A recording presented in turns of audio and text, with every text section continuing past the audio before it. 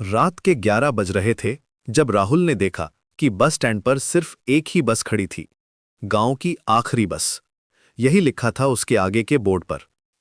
शहर की चकाचौंध से थका हुआ राहुल अपने नाना के गांव जा रहा था, जहां वो बचपन की गर्मियों की छुट्टियां बिताया करता था। लेकिन आज कुछ अलग था। हवा में एक अजीब सी खामोशी थी, जैसे पूरा शहर सो गया हो।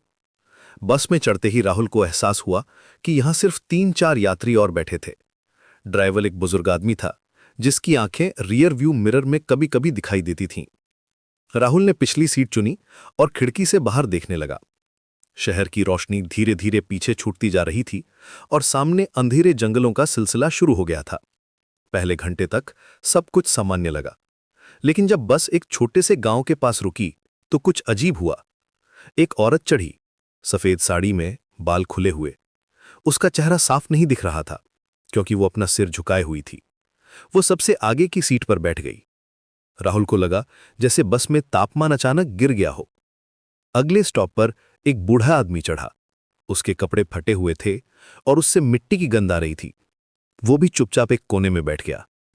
राहुल ने देखा कि बाकी यात्री भी अजीब लग रहे थे। कोई बात नहीं कर रहा था, कोई फोन नहीं देख रहा था। सब बस खामोशी से अपनी अपनी जगह बैठे थे। तभी राहुल का ध्यान बस के अंदर लगे एक पुराने पोस्टर पर गया।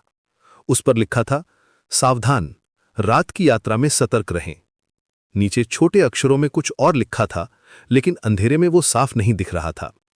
राहुल ने अपने फोन की टॉर्च जलाई तो देखा कुछ यात्री वापस नहीं लौटते। दोस्तों, अब राहुल के दिल की धड़कन तेज होने लगी। उसने चारों तरफ देखा तो पाया कि सफेद साड़ी वाली औरत अब उसकी तरफ देख रही थी, लेकिन उसका चेहरा था ही नहीं। सिर्फ एक काला खालीपन था जहां चेहरा होना चाहिए था। राहुल ने आंखें मली, सोचा कि शायद उसे गलत दिख रहा है, लेकिन जब उसने दोबारा देखा तो औरत अब उसके बिल्कुल पास की सीट पर बैठी थी।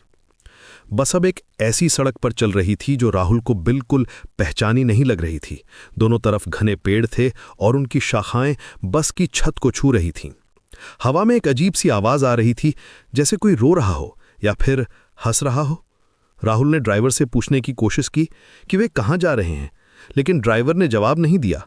उसकी आंखें अब मिरर में दिखाई ही नहीं दे रही थीं। अचानक बस रुक गई, इंजन बंद हो गया और सारी लाइटें गुल हो गईं। अंधेरे में राहुल को सिर्फ अपनी सांस की आवाज सुनाई दे रही थी। तभी उसे एहसास हुआ कि बाकी यात्री अब उसे घूर रहे थे। उनकी आंखें अंधेरे में चमक रही थीं, जैसे जानवरों की आंखें चमकती हैं। तुम यहां क्यों आए हो? एक आवाज आई। राहुल को पता नहीं चला कि ये आवाज कहां से आई है। यहां सिर्फ वही आते हैं जिनका समय पूरा हो चुका है। अब सारे यात्री एक साथ बोल रहे थे, लेकिन उनके होंठ हिल नहीं रहे थे। राहुल ने बस से भागने की कोशिश की, लेकिन दरवाजा नहीं खुला। खिड़कियां भी जाम हो गई थीं। वो फंस गया था। तभी उसे याद आया कि उसके नाना ने एक बार कहा था कि अगर कभी रात में कोई अजीब बस मिले तो उसमें मत चढ़ना, वो मरे हुए लोगों को ले जाती है। अब राहुल को समझ आया कि वो कहाँ है। ये कोई सामान्य बस नहीं थी, ये उन लोगों के लिए थी जो इस दुनिया और उस दुनिया के बीच फंसे हुए थे। सफेद साड़ी वाली औरत अब उसके बिल्कुल पास आ गई थी। उसकी सांस बर्फ की तरह ठंडी थी। डरो मत, उसने कहा, यहां सब शांति से हैं, तुम भी हमारे साथ आ जाओ। राहुल ने देखा कि बाकी यात्री भी उसकी तरफ बढ़ रहे थे। उनके चेहरे अब साफ दिख रहे थे। सब मरे हुए लोग थे, जिनकी आंखों में कोई जान नहीं थी। लेकिन राहुल ने हार नहीं मानी। उसे याद आया कि उसके पास एक छोटा सा तावीज था जो उसकी नानी ने दिया था। उसने जल्दी से अपनी जेब से निकाला और जोर से पढ़ना शुरू किया, हनुमान चालीसा। अचानक बस में एक तेज रोशनी फैल गई और सारे यात्री चीखने लगे। बस फिर से चलने लगी, लेकिन अब ये वापस शहर की तरफ जा रही थी। राहुल ने देखा कि सारे यात्री गायब हो गए थे। सिर्फ ड्राइवर बचा था, जो अब एक सामान्य आदमी लग रहा था। बेटा, तुम बच गए। हर रात ये बस चलती है और कुछ लोगों को ले जाती है। तुम भाग्यशाली हो कि तुम्हारे पास सुरक्षा थी। जब राहुल शहर वापस पहुंचा तो उसने पाया कि रात के 12 बज रहे थे, वही समय जब वो बस में चढ़ा था। जैसे समय रुक गया हो।